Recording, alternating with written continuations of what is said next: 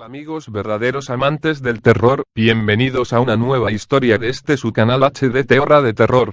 Esperando que sea de su agrado y nos puedan apoyar con su suscripción, sin más que decir vamos con la historia. El vampiro de Brooklyn. Albert Fish estaba obsesionado con el pecado. Apodado el vampiro de Brooklyn, secuestraba, abusaba, mutilaba y asesinaba a niños.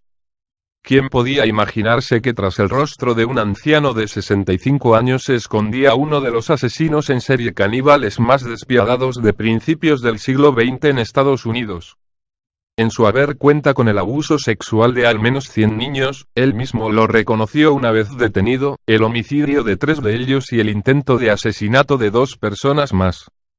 Según su informe psiquiátrico, Albert Fish tenía una personalidad sádica y masoquista, caracterizada por una tendencia a la castración y la autocastración, a la homosexualidad, el exhibicionismo y el voyeurismo, a la pedofilia, el fetichismo y el hipererotismo. Sentía placer practicando la coprofagia, ingesta de heces, y el canibalismo. Este pederasta y abuelo asesino fue apodado por la opinión pública el hombre lobo de Wisteria, el vampiro de Brooklyn y el hombre de gris por el color de sus trajes. Hamilton Ward Fish nació el 19 de mayo de 1870 en Washington. Tras la muerte de uno de sus hermanos decidió cambiarse el nombre por el de Albert, posiblemente para olvidarse de uno de sus apodos, Ant-Man Eggs, huevos con jamón, que tantos problemas le habían causado en uno de los orfanatos donde pasó gran parte de su infancia. Como su madre no podía mantener a la familia porque su esposo 40 años mayor había fallecido, así que ingresó a la criatura en un centro donde sufría constantes maltratos y abusos. Tan solo contaba con 5 años.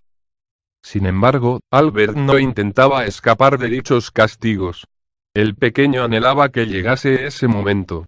Sentía placer con cada paliza, incluso lograba alcanzar el orgasmo. Ahí empezaron sus tendencias masoquistas. Los informes de aquella época describían a Fish como problemático y con una tendencia imperiosa a padecer dolor. Se infligía cortes y golpes en el cuerpo, y también los propinaba a otros compañeros, coleccionaba recortes de prensa donde se hablaba de crímenes y admiraba a los que se tildaban de caníbales. Podemos decir que se sentía identificado con el hecho de comer carne humana. Algunos expertos apuntan que este carácter se fraguó debido a la infancia que vivió y sobre todo a las 2 generaciones de enfermedades psiquiátricas que habían padecido varios miembros de su familia. Hasta un total de 7 personas de su parentesco más directo, entre ellas su madre, que escuchaban voces y tenían fuertes alucinaciones. Ninguno de nosotros somos santos. Una vez que se gradúa en la escuela con 15 años empieza a frecuentar baños públicos para ver a jóvenes desnudos y practicar sexo con ellos. Acaba ejerciendo la prostitución con hombres y violando a algunos de ellos durante gran parte del día. El resto del tiempo actúa como esposo y padre perfecto. Esa doble vida comienza en 1898, cuando se casa con una mujer 9 años menor que él con la que tiene 6 hijos. Aparentemente, Fish se dedicaba a pintar casas y a la decoración de interiores, pero eso solo era una estrategia que le servía para establecer contacto con jovencitos. Nunca repetía en el mismo lugar. Viajaba constantemente por todo el país. Estuvo hasta en 22 estados, donde cometió multitud de perversiones con menores. Cuando empezaban los problemas se marchaba. Y así durante años. Su obsesión por el dolor le llevó a autoinfligirse castigos y mutilaciones. Se clavaba alfileres en la pelvis y en los genitales. En una radiografía hallaron casi una docena, y hasta lo encontraron masturbándose en su habitación mientras se golpeaba la espalda con un palo con clavos. La sugestión que le provocaban aquellos actos le hacía excitarse con la idea del pecado. Sufría todo tipo de alucinaciones religiosas y solo expiaba sus culpas mediante el castigo físico. Aquel dogma lo llevó al extremo afirmando en múltiples ocasiones ser Jesucristo o San Juan, y que el Todopoderoso era quien le ordenaba cometer dichos sacrificios humanos. Era lógico que las autoridades decidieran ingresarle en un centro psiquiátrico. Sin embargo, y aunque fue internado 3 veces, le dejaban salir al no demostrarse que estuviese loco. Parece ser que la personalidad psicopática de carácter sexual que sufría Fish no era suficiente para mantenerlo en un centro. Además, le arrestaron en 8 ocasiones por cometer varias estafas, robos y enviar cartas obscenas a las mujeres que se anunciaban en los periódicos para buscar pareja. Una de sus predilecciones era buscar niños negros con los que practicar sus terribles fantasías sexuales. Sin embargo, la primera víctima que desapareció fue de raza blanca.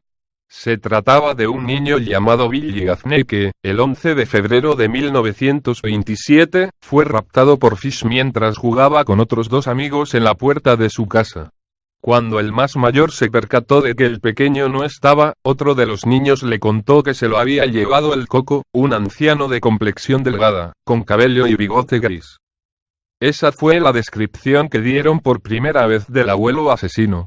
Jamás se encontró el cuerpo de Billy. Sin embargo, el único asesinato por el que se pudo juzgar a Fish fue el de Grace Wood, una niña de tan solo 10 años.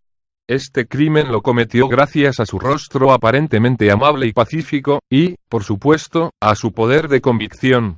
Ted, el hermano mayor de la chiquilla, publicó un anuncio en el periódico en el que pedía una oportunidad laboral. El criminal lo leyó y acudió a la dirección familiar con la excusa de ofrecerle un puesto de trabajo. Fue allí donde conoció a Grace. Acabó obsesionándose con ella, así que urdió un plan para que sus padres accediesen a que lo acompañase a la fiesta de cumpleaños de su sobrina. Previamente, Fish había logrado establecer una buena relación con la familia Wood, con quienes compartió una mañana de charla y desayuno. Los padres de Grace dieron el visto bueno y el abuelo les prometió que la tendrían de vuelta antes de las 9 de la noche. Jamás regresaron. A partir de ahí se inició una búsqueda desesperada por toda la región, pero no lograron dar ni con el paradero de la niña ni con el de su secuestrador. La carta narrando el crimen 6 años después de la desaparición de Grace y con las esperanzas ya rotas, la familia recibió una carta de Albert Fish en la que les contaba qué ocurrió aquella tarde y qué hizo con su hija. Sus palabras dejaron en estado de shock a la madre y fue su hijo Ted quien tuvo que terminar de leerla. Sin poder dar crédito a lo que habían leído, entregaron la carta a la policía. El contenido era aterrador. El domingo 3 de junio de 1928 llamé a su puerta en la calle 15, 406 Oeste. Llevaba queso y fresas, y almorzamos. Grace se sentó en mi regazo y me besó. Me propuse comérmela. Con el pretexto de llevarla a una fiesta, le pedí que le diera permiso, a lo que usted accedió. La llevé a una casa vacía que había elegido con anterioridad en Westchester. Cuando llegamos, le dije que se quedara afuera. Mientras ella recogía flores, subí y me desnudé, continúa la carta. Sabía que si no lo hacía podría mancharme la ropa con su sangre. Cuando todo estuvo listo, me asomé a la ventana y la llamé. Entonces me escondí en el armario hasta que ella estuvo en la habitación. Al verme desnudo, comenzó a llorar y trató de escapar por las escaleras. La atrapé y me dijo que se lo diría a su mamá. Primero la desnudé. Como pataleó, arañó y me mordió. Pero la asfixié hasta matarla. Luego la corté en pequeños pedazos para poder llevar la carne a mi habitación. Guisé su rico y tierno trasero. Me llevé 9 días comerme su cuerpo entero. No la violé, aunque podría haberlo hecho si lo hubiera deseado. Murió virgen. En un principio se pensó que lo que contaba la carta no era real y que esta era obra de un sádico, pero el detective William F. King se percató de que había detalles que solo el secuestrador de Grace podía conocer. Una pista clave les llegó en forma de símbolo. El sobre de la carta tenía impresa una insignia hexagonal junto a las siglas de una asociación benéfica. Una vez hallado el lugar y al criminal, la policía acudió al domicilio de Albert Fish. Le arrestaron el 13 de diciembre de 1934. Las confesiones durante el interrogatorio, el vampiro de Brooklyn explicó con todo lujo de detalles lo que había hecho con la niña. Afirmó que, tras matarla, le cortó la cabeza con un cuchillo y el resto del cuerpo con una sierra. No soy un demente, solo un excéntrico. A veces ni yo mismo me comprendo, dijo. Se confesó autor de varios crímenes más. Por ejemplo, el de un niño de 4 años al que flageló hasta la muerte cortándole las orejas, la nariz y los ojos, del que bebió su sangre y al que desmembró para después prepararse un estofado. También contó lo ocurrido con un vagabundo al que obligó a realizar actos sádicos, masoquistas y coprófagos durante varias semanas. Le acuchilló las nalgas para beber su sangre e intentó cortarle el pene, pero desistió ante los gritos del joven. Durante el juicio, que se celebró el 11 de marzo de 1935, Albert Fish narró con una sonrisa en los labios todas las depravaciones que había realizado con unos 100 niños. Y aunque aseguró haber matado al menos a 15, el único asesinato que la policía logró demostrar fue el de Grace Good. 10 días después de que diese comienzo la vista y que subieran al estrado diversos psiquiatras para explicar la despiadada personalidad de Fish, el jurado lo encontró culpable y el juez lo sentenció a morir en la silla eléctrica. La ejecución se produjo el 16 de enero de 1936. Entre los periodistas allí congregados se encontraba el reportero del Daily News que escribió: sus ojos llorosos destellaron de alegría ante la idea de ser sometido a un calor mucho más intenso, comparado con el que usualmente se quemaba para satisfacer su lujuria. Preguntó si estaría consciente en el momento de su muerte. Dijo que era el único placer que le faltaba probar: su propia muerte, el delicioso dolor de morir. 3 minutos después de la descarga eléctrica, se certificó su muerte. Aquel fue el último escalofrío del vampiro de Brooklyn. Hola amigos.